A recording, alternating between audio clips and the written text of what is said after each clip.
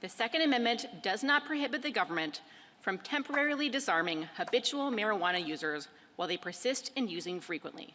That tailored restriction easily fits within the historical tradition of disarming categories of people who present a special danger of misuse. That is no license for Congress to deem anyone dangerous. The government must show a historical analog that is relevantly similar in why and how it restricts Second Amendment rights. Here, that's habitual drunkard laws. Under historical vagrancy and civil commitment laws, habitual drunkards were imprisoned or confined without specific dangerousness findings, based on judgments that habitual drunkards as a class threaten public safety. Surety laws required them to post bond or be jailed. Like 922G3, those restrictions reflect public safety concerns about the dangers of frequently using intoxicants, and 922G3 is less restrictive. Habitual illegal drug users can regain their arms through their own voluntary conduct by not using illegal drugs so often.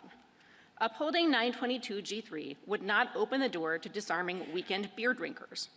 Unlike alcohol, illegal drugs are illegal. They're illegal because Congress deemed their use dangerous at any level, and their dangers extend beyond their mind-altering effects to the risks of the illegal drug trade. Unlike alcohol, Congress and the executive branch have made specific determinations about the dangers of illegal drugs. And unlike alcohol, robust post-ratification history supports disarming habitual illegal drug users, not just frequently intoxicated users. Respondents' contrary approach that no habitual drug users can be disarmed would invalidate 922G3 and parallel state laws, even for habitual heroin, ketamine users, and would replace the Bruen-Rahimi framework with a discredited law-trapped-in-amber approach. I welcome the court's questions. Ms. Harris, the drunkards weren't the only one included in these sorts of statutes. What was the public safety concern about those who using subtle crafts, juggling, unlawful games or plays, feigning themselves to have knowledge of physiognomy, palmistry, or pretending that they could tell fortunes? I'm glad you asked about the vagrancy laws. The vagrancy laws did cover those categories of people.